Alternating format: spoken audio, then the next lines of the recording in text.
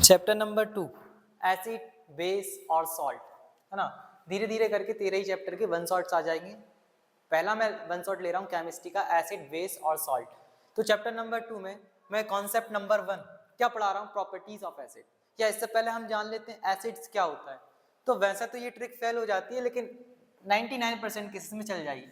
HCl example दूँ, H2SO4 example दूँ, तो जिनके आगे H देख लो वो मोस्ट ऑफ द केसेस में एसिड दिखेंगे आपके लिए, क्योंकि एसिड की एक प्रॉपर्टी है, एसिड पानी में जाने के बाद H+ आयंस देते हैं। तो सबसे पहले हम पढ़ने वाले हैं क्या, प्रॉपर्टीज ऑफ एसिड्स। एसिड्स की क्या प्रॉपर्टीज होती हैं। तो पहला है these are sour in taste, ये खट्टे होते हैं। जब हम एसिड को टेस्ट करेंगे तो एसिड टेस्ट करने पर खट्टे होते हैं, स्वाद में ये खट्टे होते हैं।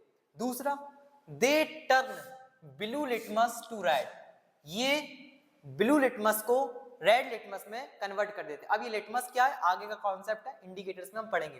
पहले यहां देखिए दूसरा पॉइंट क्या है, they turn blue litmus to red, ये ब्लू लिटमस को रेड लिटमस में कन्वर्ट कर देते हैं। थर्ड क्या है, they give H+ ion in aqueous solution, ये पानी के अंदर जाकर H+ आयंस देते हैं। What is aqueous solution? Aqueous solution क्या होता है? एक्वस सॉल्यूशन वह सॉल्यूशन होता है जिसमें सॉल्वेंट क्या हो आपका, water. What is solvent? Solution के दो कंपोनेंट होते हैं, solute and solvent. Solute plus solvent is equal to solution.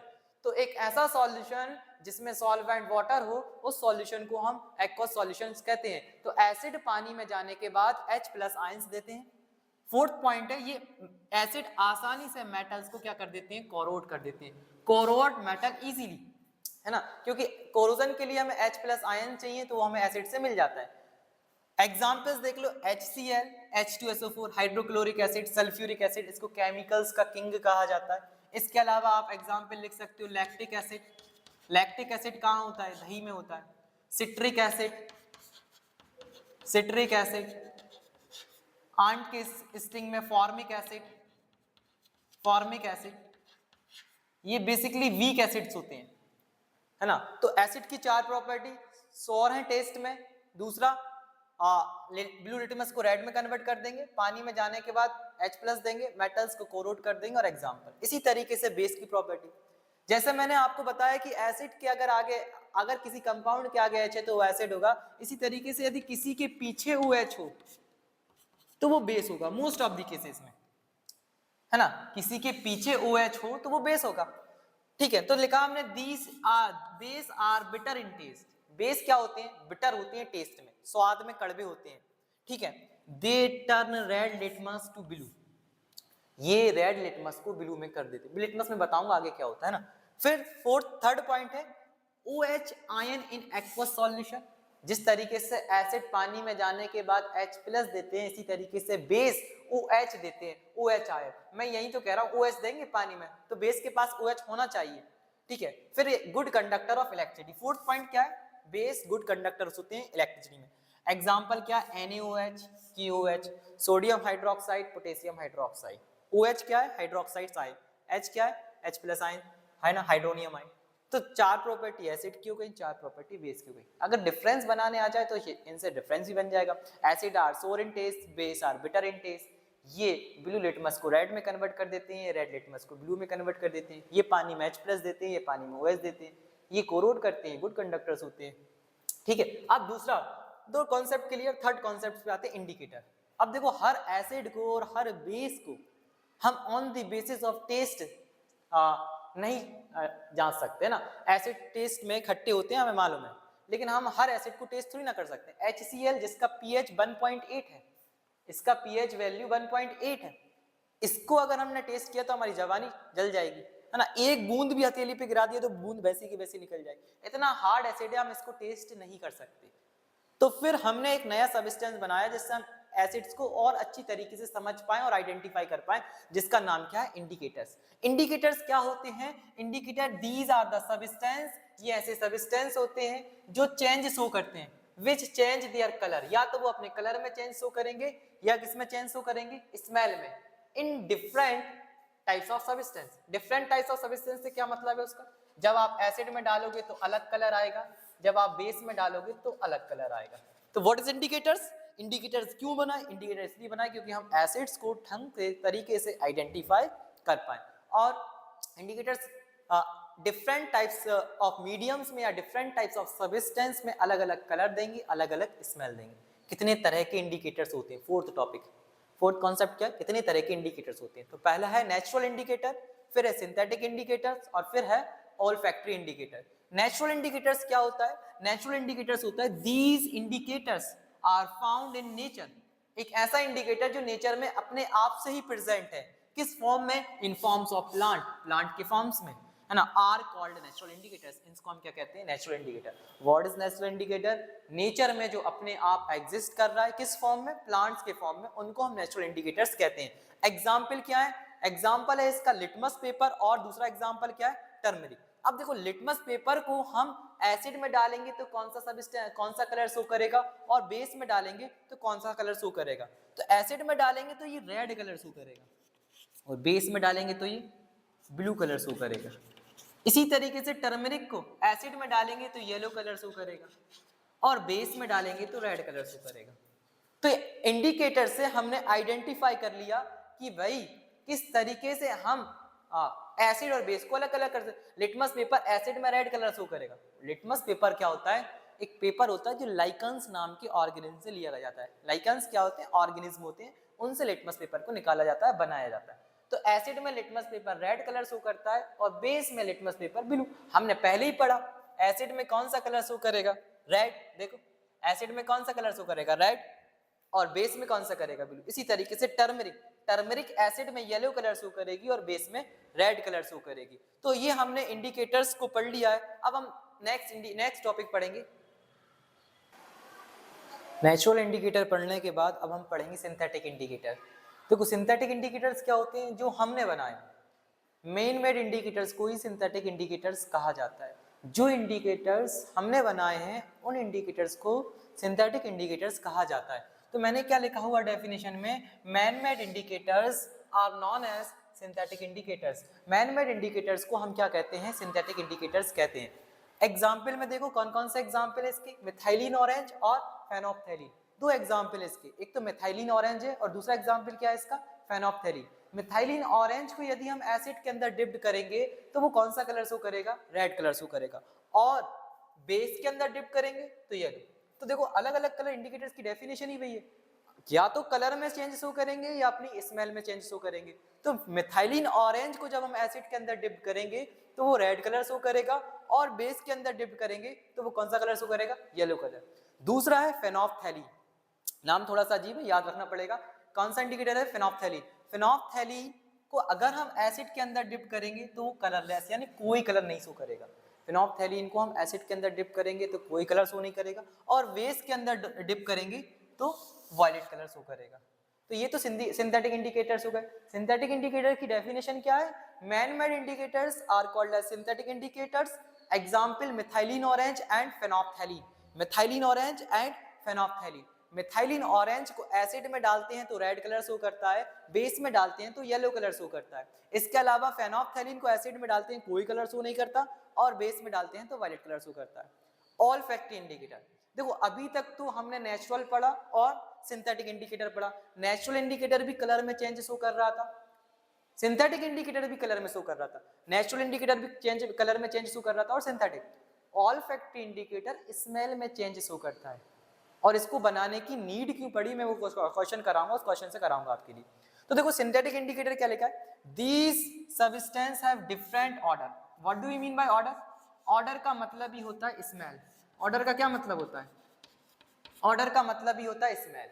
ये एक ऐसा इंडिकेटर्स है जो अपनी स्मेल में चेंज शो करता है, कलर में चेंज शो नहीं करता, स्मेल में चेंज शो करता है ना। इन एसिड और बेसिस मीडियम।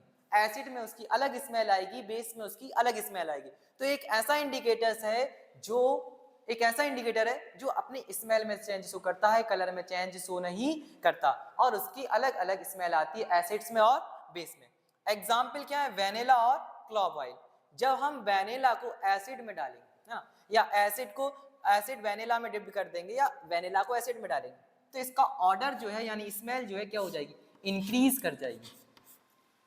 ऑर्डर क्या कर जाएगी इसकी? इंक्रीज। और बेस में डालेंगे नो चेंज, तो हम इस तरीके से स्मेल के बेसिस पर एसिड और बेस को आइडेंटिफाई कर सकते हैं। अगर स्मेल इंक्रीज हो रही है तो वो एसिड है, और चेंज ही नहीं आ रहा है स्मेल में तो वो बेस है।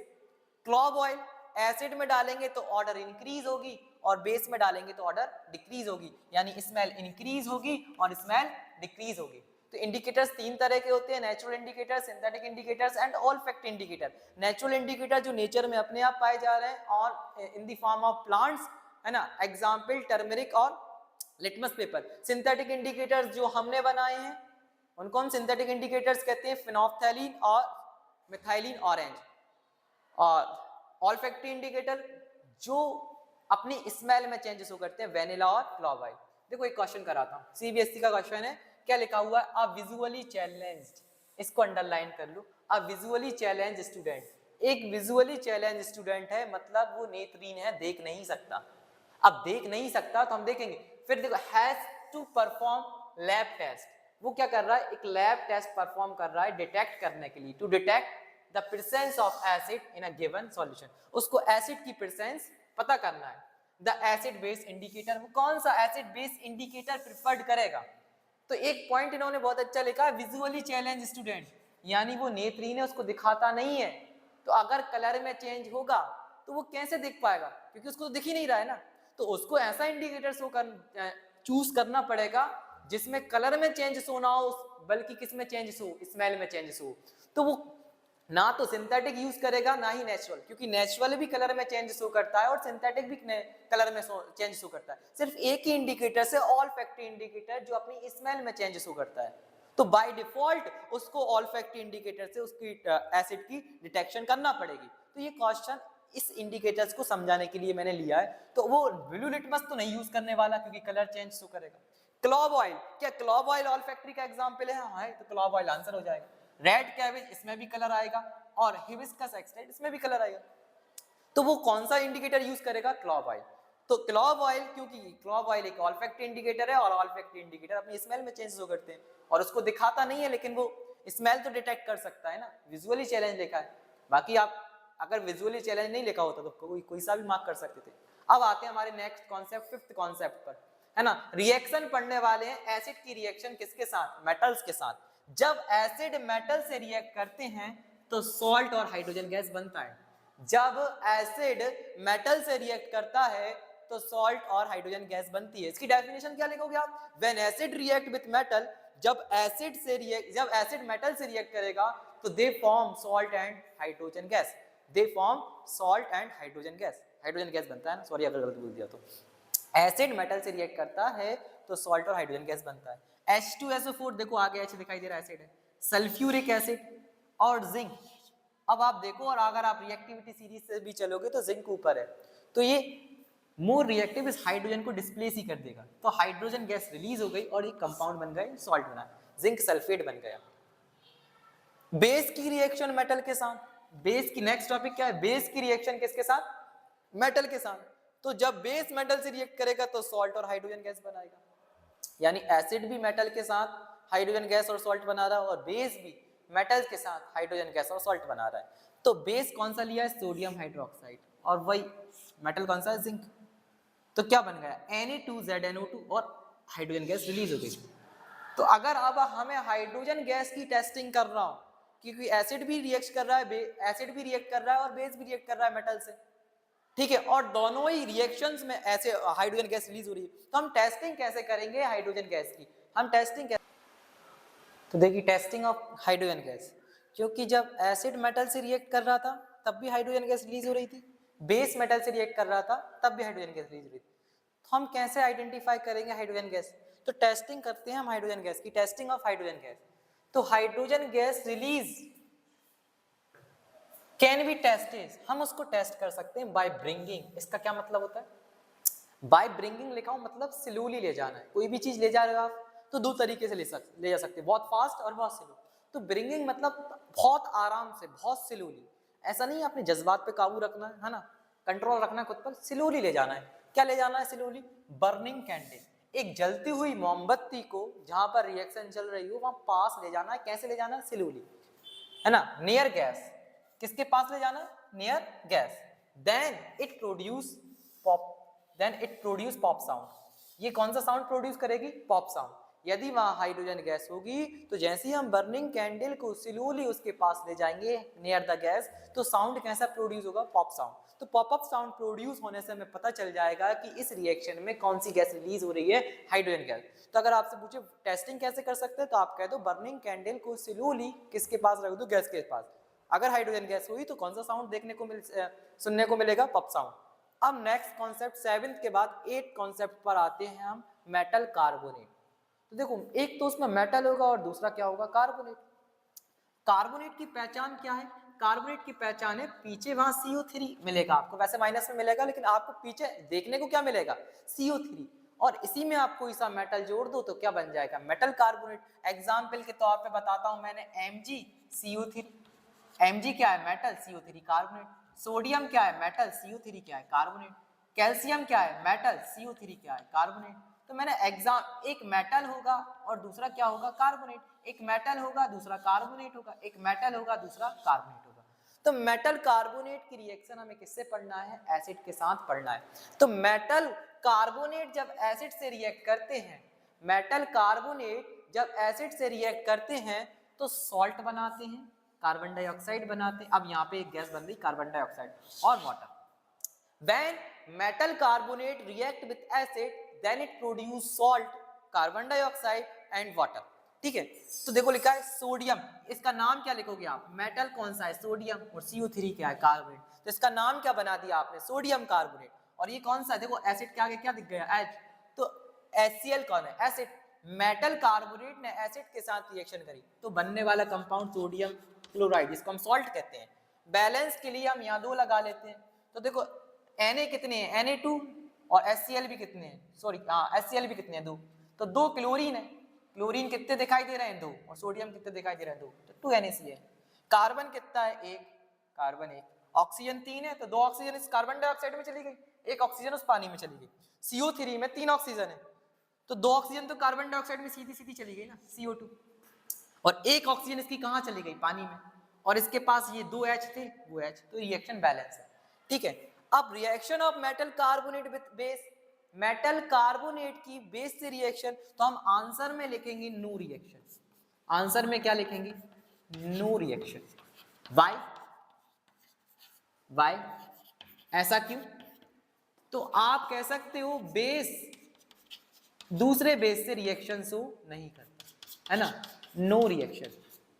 नो रिएक्शन, एक बेस दूसरे बेस से रिएक्शन नहीं करता। इसी तरीके से एक एसिड दूसरे एसिड के साथ रिएक्शन नहीं कर सकता, इसी तरीके से एक बेस दूसरे बेस के साथ रिएक्शन नहीं। तो मेटल कार्बोनेट का नेचर कैसा है? बेसिक। और बेस की रिएक्शन आप बेस से नहीं करा सकते, तो एक बेस दूसरे बेस से रिएक्शन नहीं करता। तो मेटल कार्बोनेट जो है बेस से रिएक्शन नहीं करते, रिएक्शन नहीं होगी। नेक्स्ट कॉन्सेप्ट पे आते हैं, कॉन्सेप्ट नंबर 10। कॉन्सेप्ट नंबर 10 क्या है? Metal hydrogen carbonate. तो मैं आपको बता चुका हूं कार्बोनेट क्या होता है? CO3। मेटल जो लेना चाहो, जो मर्जी लेना चाहो, सोडियम ले लो, मैग्नीशियम ले लो, कैल्शियम ले लो। अब बीच में क्या आ गया है? हाइड्रोजन। इन तीनों को प्लस कर दो, मेटल हाइड्रोजन कार्बोनेट। क्या बन जाएगा? Metal hydrogen carbonate. जैसे एग्जाम्पल में हमने क्या लिया है? NaHCO3, तो इन्होंने मेटल ये उठाया है, बीच में से हाइड्रोजन ले लिया और कार्बोनेट। मतलब मेटल कार्बोनेट के बीच में क्या घुसेड़ देना है? हाइड्रोजन घुसेड़ देना है। मेटल कार्बोनेट के बीच में हाइड्रोजन को घुसा दो तो बन जाएगा मेटल हाइड्रोजन कार्बोनेट, या इसको बाइकार्बोनेट भी कहते हैं। ठीक है, तो NaHCO3 sodium hydrogen carbonate, sodium hydrogen carbonate. यहाँ क्या है? Sodium carbonate. यहाँ सिर्फ क्या है? सोडियम कार्बोनेट, क्योंकि हाइड्रोजन नहीं है, सोडियम कार्बोनेट है। और वॉशिंग सोडा में यही यूज होने वाला है। यहाँ क्या है? सोडियम कार्बोनेट तो था ही, बस हाइड्रोजन आ गया तो मैंने क्या लिख दिया? Sodium hydrogen carbonate, sodium hydrogen carbonate, sodium hydrogen carbonate, sodium hydrogen carbonate. इसकी रिएक्शन किससे करा दे? HCl से। इसका कोई कॉमन नेम बताएगा? इसका कोई कॉमन नेम? इसका कॉमन नेम क्या होता है? इसको कहते हैं बेकिंग पाउडर, है ना? बेकिंग सोडा, बेकिंग सोडा से हम बेकिंग पाउडर बना लेते हैं तो वहां पर यूज होता है। रिएक्शन कराते हैं NaCl। तो देखो यहां से क्या गया? हमारे पास मिला हमें NaCl। क्या मिल गया? यहां से Na उठाया, यहां से Cl, बन गया NaCl। अब यहां से H बचा और यहां से CO3, तो इस CO3 का मैंने CO2 यानी कार्बन और 2 ऑक्सीजन यहां से ले ली। यहां से एक ऑक्सीजन बची, एक ऑक्सीजन बची तो हम यहाँ बैलेंसिंग के लिए हमें दो, एक एच ये भी तो बचा, हाँ तो बैलेंस है, बैलेंस हो जाएगा, एक एच ये यहाँ से एक ऑक्सीजन, तो H2O। देखो एक बार और सुनो ध्यान से, NaCl, Na ये रहा, Cl ये रहा, तो NaCl बन गया, एक हाइड्रोजन यहाँ से उठाई, एक हाइड्रोजन यहाँ से, कितनी हाइड्रोजन हो गई, दो हाइड्रोजन, और एक ऑक्सीजन इसमें से निकाल लिया, तो क्या बन गया, दो हाइड्रोजन और एक ऑक्सीजन। अब बचा क्या, एक कार्बन और एक ऑक्सीजन इसमें से हम निकाल चुके हैं, तो इधर बची कितनी ऑक्सीजन, दो ऑक्सीजन, तो CO2। ये बैलेंस है। बाकी बैलेंसिंग कहाँ है, फर्स्ट चैप्टर में, वहां से सीखोगे आप। Reaction of metal hydrogen carbonate with base, तो आप आंसर में लिखोगे नो रिएक्शन। रीजन क्या है भाई, अगर ये बेस है तो metal hydrogen also a base, और हमें पता है बहुत सालों पहले से, है ना, सदियों पहले से हमें पता है कि भाई बेस, एक बेस दूसरे बेस से रिएक्शन नहीं कर सकता, इसी तरीके से एक एसिड दूसरे एसिड के साथ रिएक्शन नहीं कर सकता। तो देखो हमने दो रिएक्शन पहले पढ़ी थी जहां हाइड्रोजन गैस रिलीज हो रही थी, दो रिएक्शन और पढ़ ली यहाँ कार्बन डाइऑक्साइड गैस रिलीज हो रही है, मैंने स्टार लगाया था ना, ये गैस है। जैसे हमने टेस्टिंग ऑफ हाइड्रोजन गैस पढ़ी, इसी तरीके से हम testing of carbon dioxide gas पढ़ेंगे। तो testing of carbon dioxide gas कैसे होती है, तो इसकी रिएक्शन हम कराते हैं कैल्शियम हाइड्रोक्साइड। कैल्शियम हाइड्रोक्साइड की रिएक्शन हम किससे कराते हैं, वाटर के, सॉरी कार्बन डाइऑक्साइड गैस के साथ। ये क्या है, कैल्शियम हाइड्रोक्साइड, कॉमन नेम इसका स्लैग्ड लाइम है। This is calcium hydroxide, common name इसका क्या है, स्लैग्ड लाइम। इसकी रिएक्शन हम किससे कराते हैं, कार्बन डाइऑक्साइड गैस से कराते हैं। तो देखो कंपाउंड क्या बनेगा, Ca, एक कैल्शियम, ऑक्सीजन कितने हैं, दो, और हाइड्रोजन भी कितने हैं, दो, ऑक्सीजन भी कितने हैं, दो, और इसको मैं ऐसा लिख सकता हूं क्या, CaOH, ये दो ही होल ट्वाइस ही तो लगा हुआ है, OH कितने हैं, दो, OH कितने हैं, दो, तो एक बार दूसरे, तो यहां से देखो वाटर रिलीज हो जाएगा, वाटर गया, पानी बाहर, पानी बाहर, वाटर रिलीज।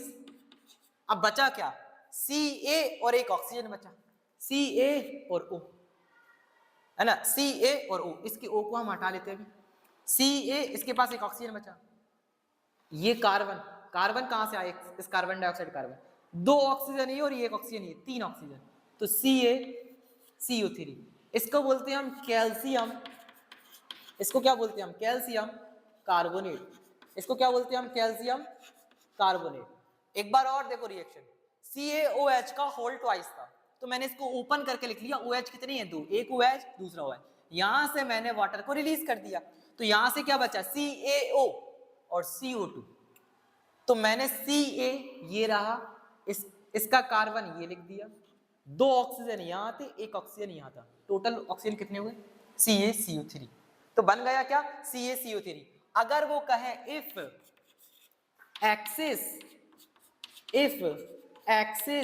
CO2 पास, यदि CO2 है लेकिन कैसी है, बहुत ज्यादा, इफ एक्सिस CO2 मतलब CO2 ने इससे रिएक्शन तो कर ली, लेकिन CO2 और ज्यादा मात्रा में, बहुत ज्यादा मात्रा में वहां पर CO2 प्रेजेंट है, तो रिएक्शन यहां नहीं रखेगी, ये कैल्शियम कार्बोनेट फिर से रिएक्शन करेगा। देखो तो प्रोडक्ट क्या बने, CaCO3 प्लस H2O और प्लस CO2, ठीक है, क्योंकि CO2 कैसी थी, एक्सिस में थी, है ना।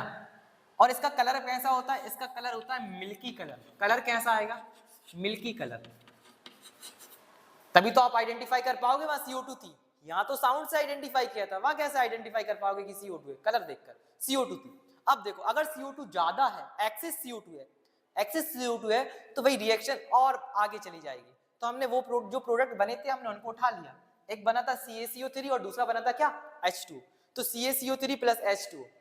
अब देखो यहां एक CO3 है और यहां ऑक्सीजन, इसका ऑक्सीजन अगर मैं इसमें ऐड कर दूं तो ये भी बन जाएगा क्या, देखो एक बार और सुनो, ये क्या है, CaCO3 यानी कार्बोनेट है, लेकिन ये कार्बन डाइऑक्साइड है। इस कार्बन डाइऑक्साइड को अगर मुझे कार्बोनेट बनाना है तो एक ही ऑक्सीजन तो ऐड करना है, इसमें एक ऑक्सीजन, इसमें CO तीन ऑक्सीजन, इसमें दो ऑक्सीजन, तो मैं पानी का एक ऑक्सीजन वहां ऐड कर देता हूं, तो देखो क्या हुआ, CO3, ये वाला ऑक्सीजन मैंने किसको दे दिया, इसको। हाइड्रोजन कितने हैं, दो, H लगा दिया, मैं होल ट्वाइस लगा दूं, होल ट्वाइस लगा दूं क्या, देखो मैंने रिएक्शन क्या, समझना पड़ेगी नहीं तो याद रखना पड़ेगी, दो ही कर सकते हो आप, ऐसे याद कर लो या रट लो, CO3 CO3, इसका ऑक्सीजन मैंने इसमें ऐड कर दिया, इस पानी का ऑक्सीजन मैंने कार्बन डाइऑक्साइड में ऐड कर दिया, तो पानी का ऑक्सीजन जब मैंने कार्बन डाइऑक्साइड में ऐड किया तो ये भी क्या बन गया CO3, यानी कितने CO3 बन गए, एक CO3 यहां से आया, एक CO3 यहां से आया, दो CO3, तो CO3 होल ट्वाइस। H भी कितने थे, दो, H2 थे ना, तो H भी कितने हो गए, दो, ये मल्टीप्लाई करते हैं, H भी दो है, CO3 भी दो, अब बचा क्या है, कैल्शियम, तो आगे लगा देते हैं हम कैल्शियम, तो ये बन गया क्या, calcium, calcium hydrogen, calcium hydrogen carbonate, calcium hydrogen carbonate, और इसको बाइकार्बोनेट भी कहा जाता है। ये इनसॉल्युबल होता है और कलरलेस होता है, ये इनसॉल्युबल भी होता है और कलरलेस भी होता है। ये कैसा होता है, कलरलेस, इसके पास कोई कलर नहीं होता, ये कलरलेस होता है। तो टेस्टिंग ऑफ कार्बन डाइऑक्साइड कैसे करेंगे, जब हम सिलेक्ट लाइम में या कैल्शियम हाइड्रोक्साइड में CO2 पास करेंगे तो एक व्हाइट कलर का कंपाउंड बनेगा कैल्शियम कार्बोनेट, कैल्शियम कार्बोनेट। अगर तो ये तो CO2 की टेस्टिंग भी हो गई, चलो ठीक है मान लिया। अगर आपसे कहे वहां पर कोई एक्सिस CO2 है, CO2 ज्यादा है, तो if axis CO2 pass, CO2 ज्यादा है तो क्या बनेगा, कैल्शियम हाइड्रोजन कार्बोनेट, और ये कलरलेस होता है। तो कलरलेस में ज्यादा CO2 में कलरलेस कंपाउंड मिलेगा, कम CO2 में कलरफुल कंपाउंड मिलेगा। बात क्लियर है। तो टेस्टिंग ऑफ CO2 पढ़ लिया हमने, हमारे 12 कॉन्सेप्ट क्लियर हो चुके हैं। अब हम नेक्स्ट कॉन्सेप्ट 13 कॉन्सेप्ट पे आगे बढ़ते हैं। 12 हमने पढ़ लिए। देखिए न्यूट्रलाइजेशन रिएक्शन अब हम पढ़ने वाले हैं। तो न्यूट्रलाइजेशन रिएक्शन क्या होती है, जब एसिड बेस से रिएक्ट करता है तो सॉल्ट और पानी बनने वाली प्रोसेस को हम न्यूट्रलाइजेशन रिएक्शन कहते हैं। Whenever acid react with salt, whenever acid react with base, then it forms salt and water. This reaction is known as neutralization reaction. जब एक एसिड एक बेस के साथ रिएक्शन करता है और बनने वाले प्रोडक्ट सॉल्ट और वाटर होते हैं, तो ऐसी अभिक्रिया को, ऐसी रिएक्शंस को हम न्यूट्रलाइजेशन रिएक्शन कहते हैं। मैंने एक एसिड की रिएक्शन एक बेस से कराकर दिखाई। कौन सा एसिड है, देखो आगे H है, पीछे हुआ H, ये एसिड है, ये बेस है। हाइड्रोक्लोरिक एसिड की रिएक्शन मैंने किससे कराई है, सोडियम हाइड्रोक्साइड से। तो बनने वाला प्रोडक्ट सॉल्ट है, ये कौन है, सोडियम क्लोराइड और water. Reaction of metallic oxide, अब देखो मेटल ऑक्साइड, ऑक्साइड मतलब इसमें ऑक्सीजन होगा और दूसरी चीज क्या होगी इसमें, मेटल। तो metal plus oxygen is known as metal oxide. जैसे कार्बोनेट था उसमें, ऐसी इसमें ऑक्सीजन आ गया। इन दोनों को मिला के हम जैसे बनाए Ca, Ca is a metal, इसमें ऑक्सीजन जोड़ दो तो ये मेटल ऑक्साइड बन जाएगा। Na, इसमें ऑक्सीजन जोड़ दो तो ये मेटल ऑक्साइड बन जाएगा। Mg, O जोड़ दो, मेटल ऑक्साइड। तो एक मेटल ले लो, दूसरा ऑक्सीजन ले लो, एक मेटल ले लो, दूसरा ऑक्सीजन ले लो, तो बनने वाला मेटल ऑक्साइड कहलाता है। मेटल ऑक्साइड की रिएक्शन एसिड से, तो ये भी क्या बनाता है, सॉल्ट और H2। देखो ये क्या है, कैल्शियम ऑक्साइड, इसका नाम क्या है, कैल्शियम ऑक्साइड। कॉमन नेम क्या है इसको, क्विक लाइम। कॉमन नेम क्या है, क्विक लाइम। हाँ कॉमन नेम क्या है इसका, क्विक लाइम। तो बनने वाला प्रोडक्ट क्या है, सॉल्ट और H2। यहां से कैल्शियम लिया, यहां से Cl, बैलेंसिंग के लिए यहाँ 2 लगाओ तो CaCl2, क्योंकि क्लोरीन कितने थे, 2, तो यहाँ में मुझे 2 क्लोरीन मिल गए। H2, यहाँ 2 हाइड्रोजन और 1 ऑक्सीजन, H2 निकल जाएगा।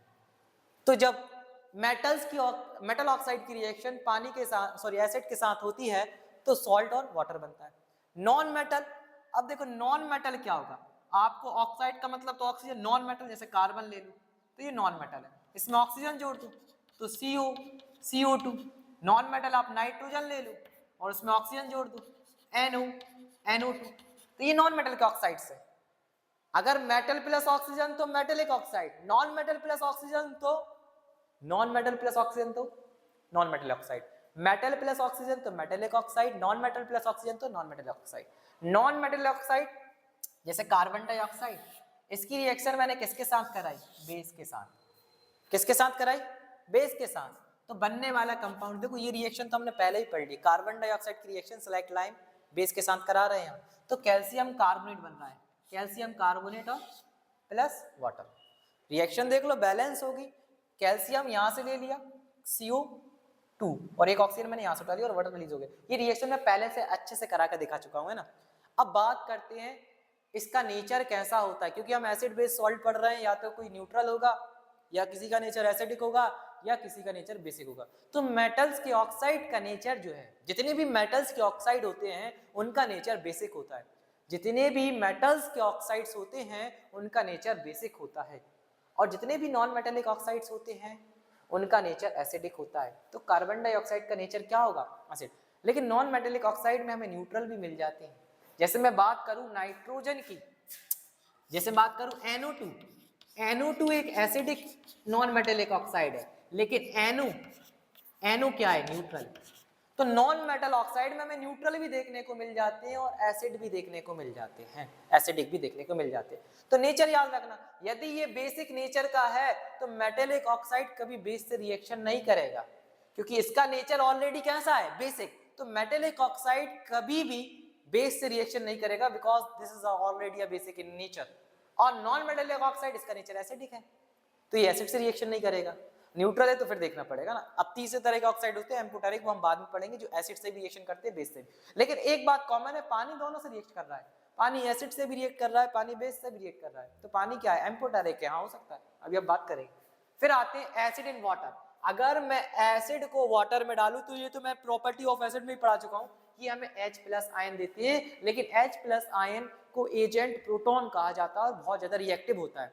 तो वो अकेला नहीं होता, कंबाइंड फॉर्म में होता है। देखो HCl का एक H, यहाँ से कितने H हो गए, टोटल 3 H, 2 H ये, एक H ये, तो टोटल 3 H और एक ऑक्सीजन। ये H3O पॉजिटिव, H3O पॉजिटिव के फॉर्म में रहता है, इसको बोलते हैं हम हाइड्रोनियम आयन, और Cl यहाँ रिलीज हो जाएगा, क्योंकि H+ बहुत ज्यादा रिएक्टिव होता है, वो अकेला नहीं होता, एक मिक्स फॉर्म में होता है, इसको बोलते हैं हम hydronium ion. Base in water, base को हम वाटर में डालेंगे तो हमें पता, पानी में जाने के बाद बेस OH देते हैं, तो यहाँ से OH रिलीज हो जाएगा, ये OH और ये सोडियम, इसका पानी अलग, सोडियम अलग हो गया, इसका Na अलग हो गया, और यहाँ OH, इसको बोलते हैं हम हाइड्रोक्साइड आयन। अब आते हैं हमारे नेक्स्ट 19th कॉन्सेप्ट पे। 18 कॉन्सेप्ट फिनिश हो गए लगभग 30 मिनट में। 30 मिनट में मैंने 18 कॉन्सेप्ट आपको करा दिए पूरे। अब आते हैं 19वां कॉन्सेप्ट, जिसका नाम क्या है, पीएच स्केल। देखो जो पीएच स्केल का पी वाला जो लेटर है, अल्फाबेट है पी, उसका नाम मतलब है प्रोटेंज। उसका क्या मतलब है, प्रोटेंज। एक जर्मन वर्ड है, बहुत सारे जर्मन और ग्रीक वर्ड होते हैं, है ना, लैटिन वर्ड भी होते हैं, लैटिन लैंग्वेज होती है, ग्रीक लैंग्वेज होती है। तो पी एक जर्मन वर्ड है जिसका नाम क्या है, प्रोटेंज। अगर आप इसको इंग्लिश में कन्वर्ट करोगे तो इसका मतलब निकल के आता है क्या, पावर। यानी हम यहाँ पावर चेक करने वाले, ठीक है, हाँ पावर चेक करने वाले। तो फुल फॉर्म क्या होता है, पावर ऑफ हाइड्रोजन आयन। पूछा जाए पीएच का फुल फॉर्म क्या है, आप बताओगे power of hydrogen ion. PH का फुल फॉर्म क्या है, पावर ऑफ हाइड्रोजन आयन। किसने दिया था, एक साइंटिस्ट था, पीएच स्केल बनाया था जिसने, उसका नाम था सोरेनसन, है ना। अब इतना टाइम नहीं है डिस्कस करने का, बस साइंटिस्ट याद रख लेना, सोरेनसन ने दिया था। तो इट फाइंड, क्या लिखा, it find the power of hydrogen ion in a solution. हम power of hydrogen ion solution में पता करने के लिए पीएच स्केल यूज करते हैं। देखो पीएच, यदि इफ पीएच 7, यदि पीएच 7 है तो सॉल्यूशन न्यूट्रल है। पीएच 7 से कम है तो सॉल्यूशन कैसा है, एसिडिक, और पीएच 7 से ज्यादा है तो बेसिक। ये बात एक हद तक सही है, लेकिन जो एक्चुअल कॉन्सेप्ट है पीएच 7 या पीएच 7 से कम एसिडिक बेसिक, ये नहीं है कि पीएच 7 है तो सॉल्यूशन न्यूट्रल है। पानी का पीएच 7 होता है, वाटर का पीएच कितना होता है, 7 होता है, तो पानी न्यूट्रल कहलाता है। लेकिन एक्चुअल कॉन्सेप्ट क्या है, अगर किसी का पीएच न्यूट्रल आता है तो उसमें H+ बराबर होगा OH-। हाइड्रोजन आयन कंसंट्रेशन बराबर होगा हाइड्रोक्साइड आयन कंसंट्रेशन की। ये रियल कॉन्सेप्ट है न्यूट्रल होने का। अगर पीएच 7 से एसिडिक है तो H+ ion is greater than OH- ion, और H+ आयन अगर बेसिक है तो लेस देन OH- आयन। हमारे 10th तक ये चलता है, लेकिन आपको ये पता होना चाहिए कि पीएच अगर 7 है तो न्यूट्रल हो भी सकता है और नहीं भी हो सकता। जो हमने स्केल बनाई है ये 25 डिग्री सेल्सियस टेम्परेचर पर बनाई है, एट 25 डिग्री सेल्सियस और 1 atm प्रेशर पे हमने स्केल को डेवलप्ड किया है। यदि मैं टेम्परेचर को बढ़ा दूं, 25 से 90 डिग्री सेल्सियस ले जाऊं, 25 से कितना खींच दूं 90 डिग्री, पानी का पीएच 6 आ जाएगा, और पानी का पीएच 6 आ जाएगा तो 6 से 7 से कम आ गया पानी का पीएच, तो पानी को एसिड कहने लग जाओगे? नहीं, पानी तब भी न्यूट्रल है, लेकिन तब एक कॉन्सेप्ट वहां भी लग रहा होगा, वहां पानी का पीएच भले ही 6 आ रहा होगा लेकिन H प्लस OH के बराबर आ रहा होगा, और जब जब H प्लस OH के बराबर आता है तो सॉल्यूशन न्यूट्रल होता है। H प्लस OH से ज्यादा आता है एसिडिक होता है, H प्लस कम आ जाए OH माइनस से तो बेसिक होता है। फिलहाल तो आप ये याद रखना, आपके लेवल आपके सिलेबस में इतना ही, pH 7 है तो न्यूट्रल है, और किसका होता है? पानी का, H2O का। इसके बाद आप NaCl भी लिख सकते हो क्योंकि वो न्यूट्रल सॉल्ट है, हम पढ़ेंगे टाइप्स ऑफ सॉल्ट में। तो pH 7, एक प्योर वाटर का pH कितना है? प्योर वाटर का pH 7 है, वो न्यूट्रल है। मैंने वो कॉन्सेप्ट भी आपको बता दिया। अब हमारे नेक्स्ट कॉन्सेप्ट पे बढ़ते हैं ना आगे।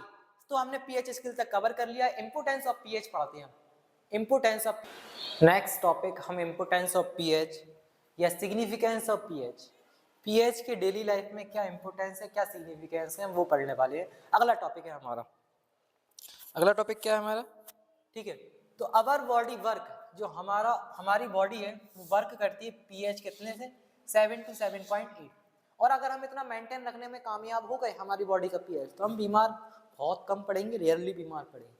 तो हमारी जो शरीर है, हमारी जो आर्टरीज हैं, जो वीन्स हैं, उनका pH 7 to 7.8 के बीच में आता है, तो हमारी बॉडी वर्क करती है बिटवीन pH 7 to 7.8।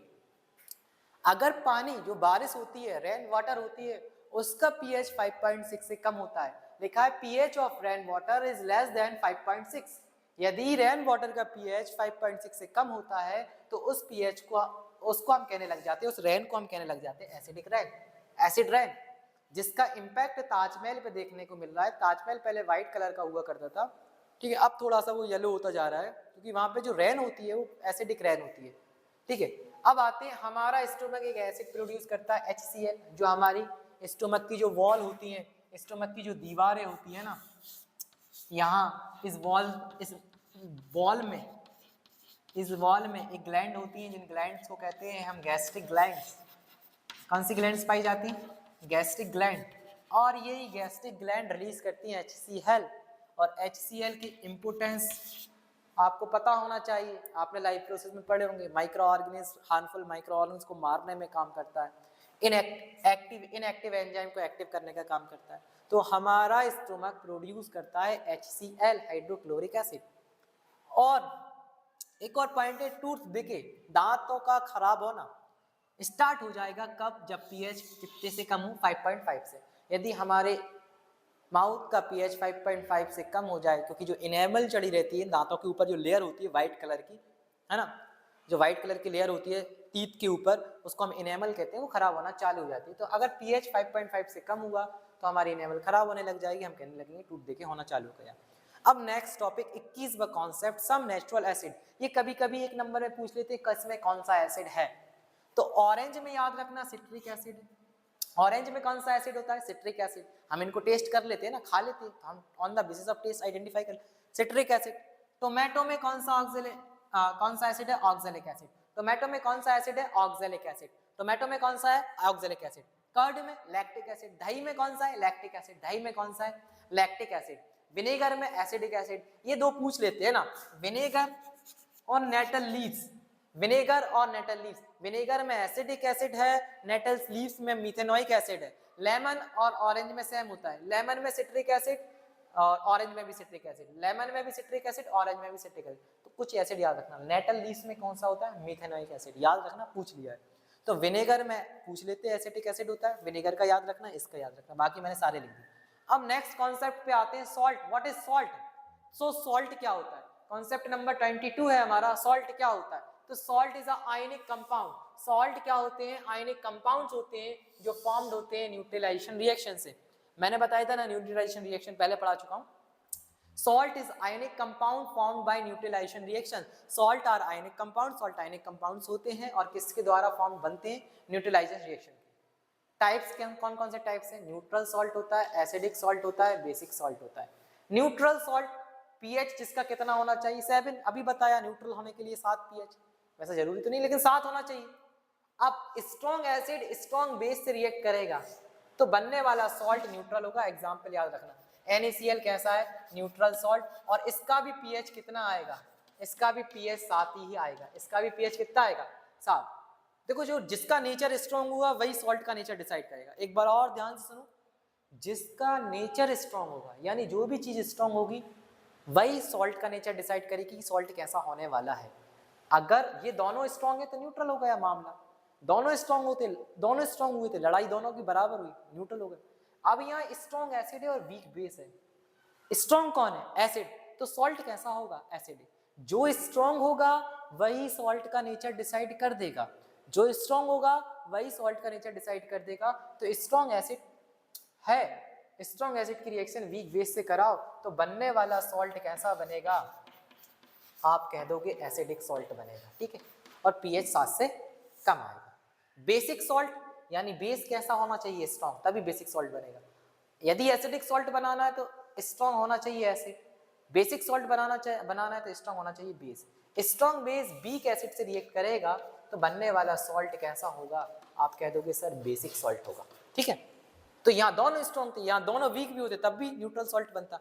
अब आते हैं हमारे नेक्स्ट कॉन्सेप्ट पर कि हम कुछ कॉमन कंपाउंड जैसे baking soda, washing soda, baking powder, sorry, इनको हमें पढ़ना है।